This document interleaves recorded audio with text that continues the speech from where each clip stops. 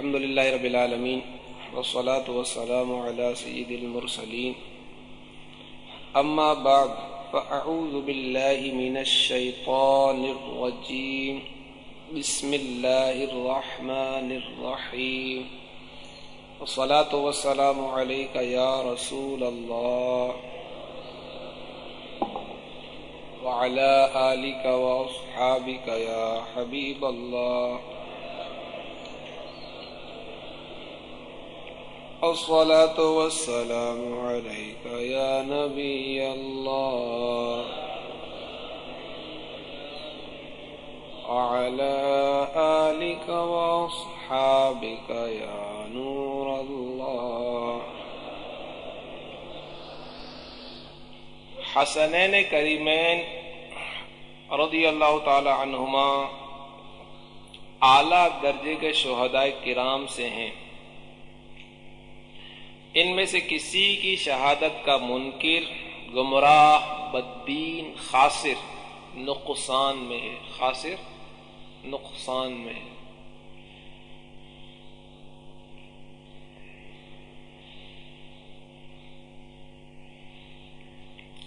یزید سے متعلق سوال کیا گیا تھا، سن لیجئے جواب.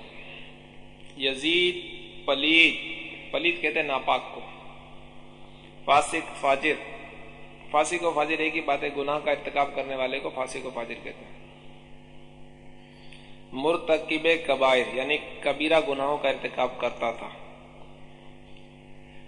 اس سے اور ریحانہ رسول اللہ صلی اللہ تعالی علیہ وآلہ وسلم یعنی خوشبو، سرکار دو عالم صلی اللہ تعالی علیہ وآلہ وسلم نے اپنے شہزادوں کو کیا فرمایا تھا؟ خوشبو، ریحان.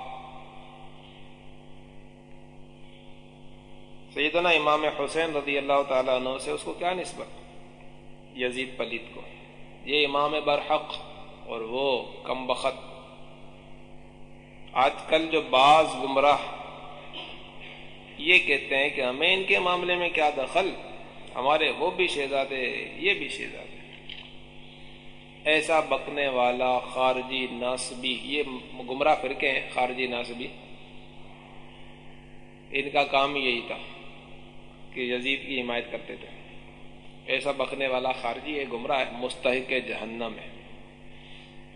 ہاں، یزید کو کافر کہنے اور اس پر لعنت کرنے میں علماء اہل سنت کے 3 قول ہیں. یزید کافر تھا یا نہیں، اس پر لعنت کی جائے یا نہیں، اس میں علماء سنت کے کتنے قول ہیں؟ 3. ایک قول کے مطابق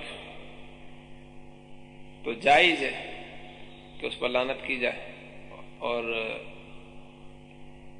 بعض ائمہ کے نزدیک وہ کافر بھی ہے. لیکن ہمارے امام اعظم ابو حنیفہ رضی اللہ تعالی عنہ کا مسلک سکوت یعنی خاموشی. آپ نے اس معاملے میں کیا فرمایا ہے؟ سکوت. یعنی نہ یزید کو مسلمان کہا ہے نہ کافر کہا ہے، سکوت اختیار فرمایا. یعنی ہم اسے فاسق و فاجر کے سوا نہ کافر کہیں گے نہ مسلمان. یزید امیر معاویہ رضی اللہ تعالیٰ عنہ کا بیٹا تھا. اس سے امیر معاویہ کی شان میں کوئی فرق نہیں آئے گا. اگر کوئی کہے کہ امیر معاویہ کا بیٹا ایسا تھا معاذ اللہ، تو اس بنا پر امیر معاویہ کو یہ نے وہ نے فلاں نے ڈمکا، تو حضرت نوح علیہ السلام کو کیا کرو گے؟ ان کا بیٹا تو کافر تھا. نص وارد ہوئی قرآن کے اس کے لیے. اہل بیت کرام رضی اللہ تعالی عنہ مقتدیان اہل سنت ہیں، یعنی اہل سنت کے یہ امام ہیں، پیشوا ہیں. جو ان سے محبت نہ رکھے مردود، ملعون، خارجی ہے، گمراہ ہے.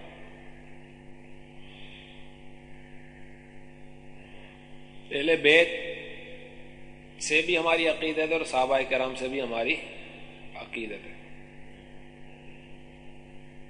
صحابہ کا گدھا ہوں اور اہل بیت کا خادم، یہ سب ہے آپ کی عنایت، نظر عنایت یا رسول اللہ. یہ امیر سنت کا شعر ہے.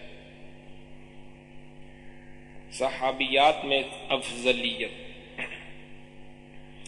ام المومنین خدیجۃ الکبریٰ و ام المومنین عائشہ صدیقہ و حضرت سیدہ یعنی خاتون جنت رضی اللہ تعالی عنہن قطعی جنتی ہیں،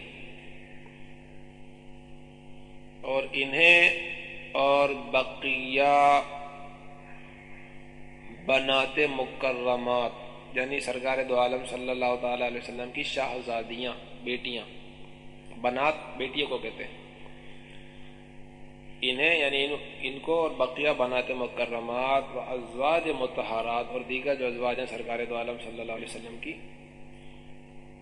ان سب کو تمام صحابیات، عورتوں میں جتنی بھی صحابی ہیں، ان عورتوں کو جن کا تذکرہ کیا گیا، ان عورتوں کو ان دیگر تمام عورت جو صحابی ہیں ان پر فضیلت حاصل ہے۔ ان کی طہارت کی گواہی قرآن عظیم نے دی ہے۔ ان کی طہارت کی گواہی کس نے دی ہے؟ قرآن عظیم نے دی ہے۔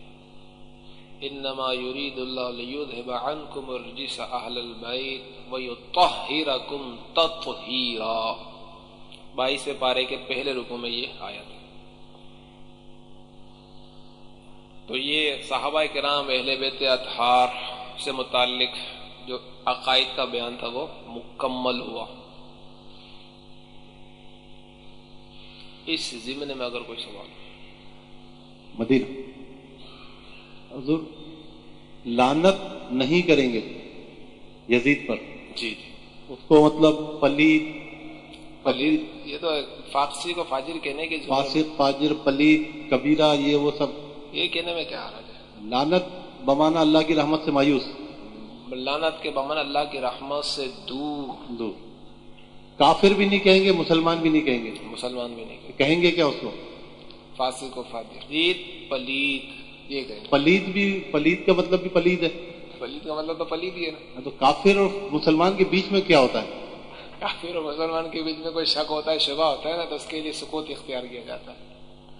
جس کے کفر کا بھی پتہ نہ ہو، جس کے اسلام کا بھی پتہ نہ ہو، تو اس کے لیے کیا کیا جائے گا؟ گمراہ۔ یزید کو کافر نہ کہنے اور اس پر لعنت کرنے میں علماء اہل سنت کے 3 قول ہیں۔ جی جی، یہاں پر ایک ہی قول بیان کیا گیا، تو وہ چونکہ ہم مقلد ہیں نا اس لیے قول بیان کیا گیا، دوسرا قول میں نے آپ کو خود بتا دیا تھا۔ ایک علم کی بات آتی ہے نا، تو عالم اگر اپنے علم کی بنیاد پر دلائل کی روشنی میں کوئی بات کہتا ہے تو اس کی تدلیل اور تفسیق نہیں کی جائے گی۔ جیسے کہ امام شافعی اور امام اعظم کا اختلاف ہے۔ امام اعظم فرماتے ہیں کہ مقتدی امام کے پیچھے قرات نہ کرے، اس کے لیے کیا ہے؟ واجب ہے۔ امام شافعی فرماتے ہیں کرے، تو واجب کا تاریخ کون ہوگا؟ گناہگار ہی ہوتا ہے نا۔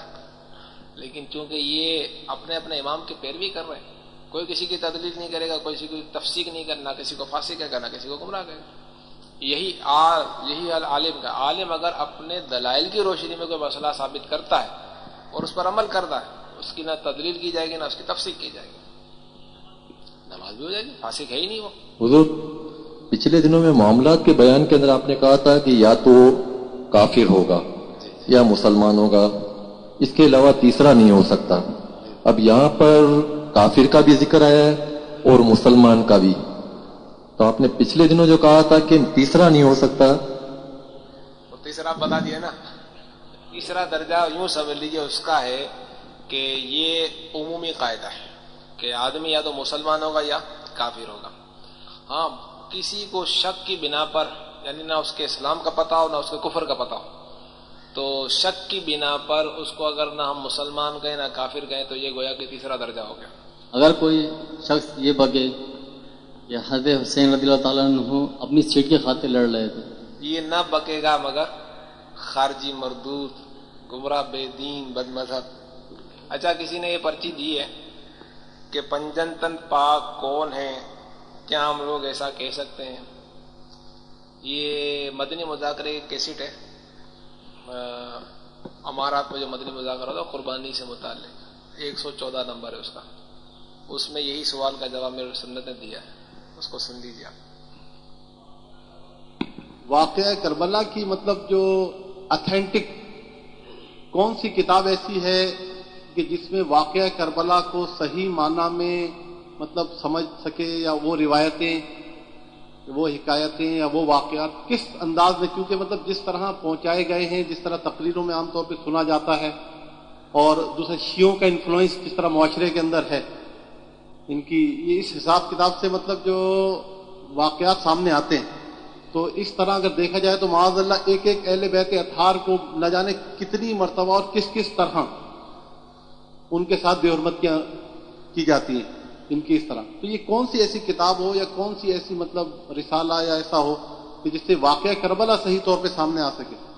امیر سنت کے کیسٹ سننے اس سلسلے میں، حسینیت کسے کہتے ہیں، شہادت کا مقام، اس طرح کے بہت سارے کیسٹ ہیں واقعہ کربلا. اور صدر الافاضل مولانا نعیم الدین مراد آبادی رحمۃ اللہ تعالی علیہ کی بھی ایک کتاب ہے اس سلسلے میں، سوانح کربلا، وہ لینا، اس میں واقعات دیے ہیں، احادیث مشکات شریف وغیرہ اور تاریخ الخلفاء اس میں واقعات دیے ہیں، اس کو لے لیں، وہ پڑھ لیں، اس میں ہے واقعہ، روایتیں بھی ہیں اس میں. مدینہ یہ جو واقعہ کربلا میں یزید کا اکثر جو آتا ہے کہ مطلب اس نے گستاخی اہل بیت کی، اور گستاخی اہل بیت کفر میں آپ نے بتایا. گستاخی اہل بیت مطلقاً کفر نہیں ہے. ایسی بات اگر کہی کہ جس سے سرکار دو عالم صلی اللہ علیہ وسلم کی گستاخی ہو رہی ہو تو کفر کہلائے گی، ورنہ گمراہی تو ہے. امام حسین رضی اللہ تعالیٰ عنہ کے واقعہ کربلا جو ہوا، اس میں وہ لوگ جو لشکر میں شامل تھے، لشکر کشی کرنے والے، حملہ کرنے والوں میں، تو ان کے بارے میں کیا مطلب شریعت کیا کہتی ہے، کیا کہلائیں گے؟ گمراہ، بے دین، بد مذہب، سب کے سب جو امام کے مقابل آ گیا اور آخر تک اسی پر رہا، رجوع بھی نہ کیا، توبہ بھی نہ کی. بعض نے توبہ کر لی تھی لیکن جنہوں نے توبہ نہیں کی اسی پر قائم رہے تو گمراہ بے دین ہے. مستحق جہنم تھے وہ سارے کے سارے. کسی بھی مسلمان کو قتل کرنا گویا کہ اپنے آپ کو جہنم میں ڈالنا ہے. کسی بھی مسلمان کو قتل کرنا. امام حسین جو کہ رسول اللہ صلی اللہ علیہ وسلم کے شہزادے ہیں، ان کو قتل کرنا یار. آج انشاءاللہ یہاں سے ہاتھوں ہاتھ ہمارے درجہ 3 دن کے لیے مدنی قافلے میں سفر کرے گا انشاءاللہ. پھر پیر کو انشاءاللہ دوبارہ ہمارا درجہ شروع ہو جائے گا. مدنی تربیت گاہ میں انشاءاللہ سب پہنچ جائیں گے، وہیں سے مدنی تربیت گاہ والے قافلے بنا کر سفر کروائیں گے. بیٹے اسلامی بھائی، ہمارا مدنی مقصد کیا ہے؟ مجھے اپنی اور ساری دنیا اصلاح کی کوشش کریں انشاءاللہ عز و جل.